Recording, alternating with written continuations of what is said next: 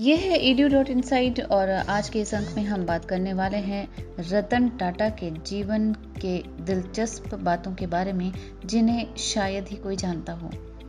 उद्योग जगत के महानायक रतन टाटा का निधन देश के लिए एक अपूरणीय क्षति है, ये तो हम सभी जानते हैं। उन्होंने ना सिर्फ टाटा समूह को नई ऊंचाइयों पर पहुंचाया था, बल्कि भारतीय उद्योग को वैश्विक मंच पर प्रतिष्ठा भी दिलाई थी। उनके नेतृत्व में टाटा समूह ने कई ऐतिहासिक अधिग्रहण किए और समाज कल्याण में भी महत्वपूर्ण योगदान दिया। रतन टाटा की विरासत हमेशा प्रेरणादायक रहेगी और उनका जाना देश को गहरे शोक में डाल गया है। बता दें कि वर्तमान में टाटा ग्रुप की कमान एन चंद्रशेखरन के हाथों में है।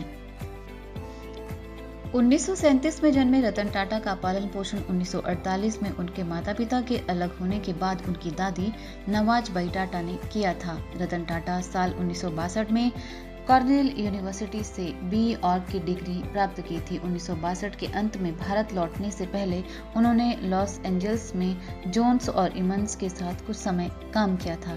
2008 में भारत सरकार ने उन्हें देश का दूसरा सर्वोच्च नागरिक सम्मान पद्म विभूषण प्रदान किया था। वो 28 दिसंबर 2012 को टाटा सन्स के चेयरमैन के रूप में रिटायर हुए थे। रतन टाटा की उल्लेखनीय यात्रा तब शुरू हुई जब उन्होंने साल 1991 में ऑटोमोबाइल से लेकर स्टील तक के विभिन्न उद्योगों में फैले टाटा समूह की बागडोर संभाली। साल 1996 में उन्होंने टाटा टेली सर्विसेज की स्थापना की और 2004 में टाटा कंसल्टेंसी सर्विसेज को सार्वजनिक रूप से सूचीबद्ध करवाया, जो कंपनी के लिए एक महत्वपूर्ण मील का पत्थर साबित हुआ। रतन टाटा के नेतृत्व में कुछ ऐतिहासिक अधिग्रहण भी हुए, जो कि इस प्रकार से हैं।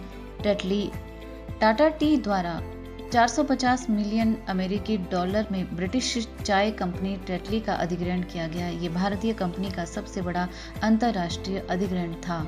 टाटा स्टील ने 62 बिलियन पाउंड में यूरोप की दूसरी सबसे बड़ी स्टील निर्माता कंपनी कोरस का अधिग्रहण किया। ये भारतीय स्टील उद्योग का अब तक का सबसे बड़ा सौदा था। टाटा मोटर्स ने 2.3 बिलियन अमेरिकी डॉलर में प्रतिष्ठित ब्रिटिश कार ब्रांड जैगुआर और लैंड रोवर का अधिग्रहण किया। ये सौदा टाटा मोटर्स के लिए एक बड़ी सफलता साबित हुआ और कंपनी को वैश्विक ऑटोमोबाइल बाजार में मजबूती दी।